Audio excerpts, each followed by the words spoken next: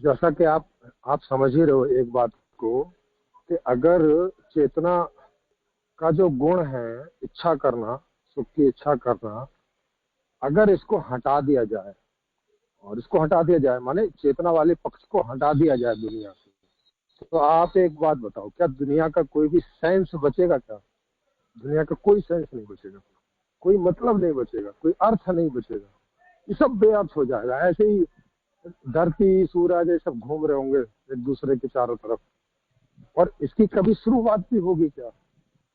क्योंकि कोई शुरुआत होना मतलब बिना चाह के, बिना इच्छा के कोई कोई प्रारंभ हो सकता है क्या कहीं पर भी? आप खुद ही सोचिए थोड़ी देर तक। नहीं हो सकता। आप जितना देर मर्जी सोचेंगे, अपने अंदर अनुभव करेंगे, जितना मर्जी जो कुछ करेंगे, तो अब आप एक चीज देखिए कि अगर आप इसमें जो बुद्ध के दर्शन को लेके आए, तो बुद्ध का दर्शन बेसिकली क्या बोलता है? उनका पूरा दर्शन पढ़ेंगे तो उसमें एक बात समझ में आती है कि उनको लगता है कि प्रकृति में कोई मिस्टेक हो गई है, जिससे कि चीजें इच्छा करने लग गई है, क्योंकि उसी की वजह से दुख हो रहा है। ना इच्छा होगी तो कोई दुख का भी मतलब नहीं है, क्योंकि सुख पर तो उन लोगों की दृष्टि थी ही नहीं, दुख पर थी, दुख से परेशान थे, दुख पर ही थी। और उसका उन्हें सीधा सीधा सा लगा कि इच्छाएं खत्म कर दो, माने चेतना वाले पक्ष को समाप्त कर दो, स्थिर कर दो, तो बात खत्म हो जाए।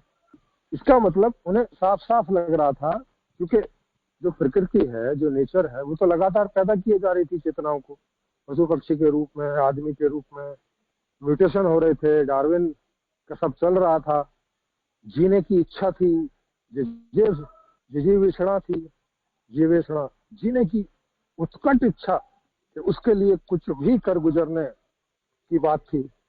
ऐसे जीव लगातार पैदा हो रहे थे और होते ही जा रहे थे, और उसमें पूरा सिस्टम के शुरू में तो भाई म्यूटेशन से हो, लेकिन बाद में तो सेक्स करने से ही होने लगे। वायरस ही वायरस को पैदा करे, आदमी आदमी को पैदा करे, इन्हीं तत्वों को खा के जो आप खाते हो, गाजर, मूली, हलवा, पानी, हवा, इसी से मिलके आपके अंदर शुक्राणु बन जाते हैं, स्त्री के अंदर अंडाणु बन जाते हैं, और दोनों मिलके एक ये प्रोडक्ट दे देते हैं।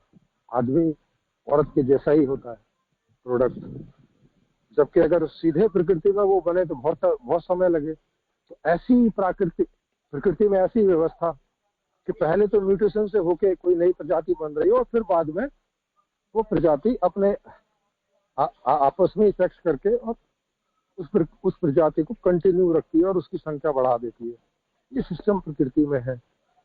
तो उन लोगों को लगा कि ये तो गलती हो रखी है प्रकृति में, ये प्रकृति की मिस्टेक है। और वो मिस्टेक इसको कैसे करके समझ रहे हैं? क्योंकि वो प्रकृति को जड़ समझ रहे हैं, माने जड़ है, जड़ता है, कुछ भी होता रहता है।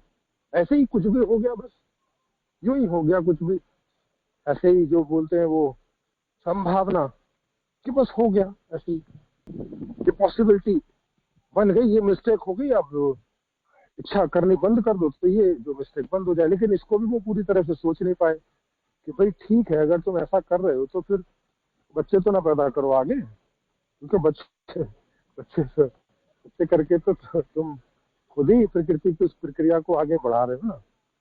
अगर हो सकता है उन्होंने कभी कहा भी हो। अब उस समय कोई ऐसे उपाय भी नहीं थे जैसे आजकल है कि भी कंडोम वंडोम कर लो, कुछ कर लो, ऐसा आदमी के जीवन में कोई सुख बुख थे नहीं, तो कुल मिला के संभोग वंभोग ही ज्यादा सुख रहा होगा, इसी में सब लगे रहते होंगे। और डर भी बहुत थे, लड़ाई वड़ाई भी करते रहते थे, तो खूब सारे लोग मरते भी रहते थे, बीमार से भी मरते रहते थे। कोई ज्ञान विज्ञान था नहीं, 10 बच्चे हुए तो 5 मर गए। तो यूं दे दनादन पैदा करते जाते थे कि भाई, देख रहे होंगे कि बूढ़े भी होते हैं, तो भाई बुढ़ापे में तो सहारे चाहिए, तो औलाद चाहिए भी, औलाद नहीं भी चाहिए, ऐसी ऊहापोह में सब चलता रहा होगा। और इसीलिए कोई लोग फॉलो भी करते थे, लेकिन फॉलो नहीं भी करते थे। जैसे आज आप देखोगे हिंदू हिंदू धर्म को फॉलो करते हैं, मगर कितने लोगों को ये सब जो हिंदू धर्मों की पुस्तकें वगैरह कितने लोग पढ़ते हैं? मुझे नहीं लगता कोई 1-2% से भी ज्यादा आदमी पढ़ता होगा। वही कुरान का हाल है, वही बाइबल का हाल है। बाकी सब लोग तो ऐसे ही बस सुन लेते हैं कहानी की तरह। और तो क्योंकि वो जीवन को अपील ही नहीं करती है चीज। जो 1-2% करते हैं वो भी किसी और अभिलाषा में करते हैं।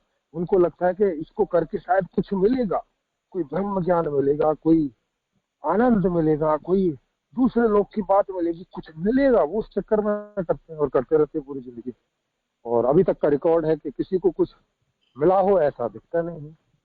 क्योंकि परिणाम से चीजें हमें पता चल जाती है। अगर कुछ हुआ होता तो हमारे सामने होता, कोई ऐसी परंपरा होती हमारे सामने होती,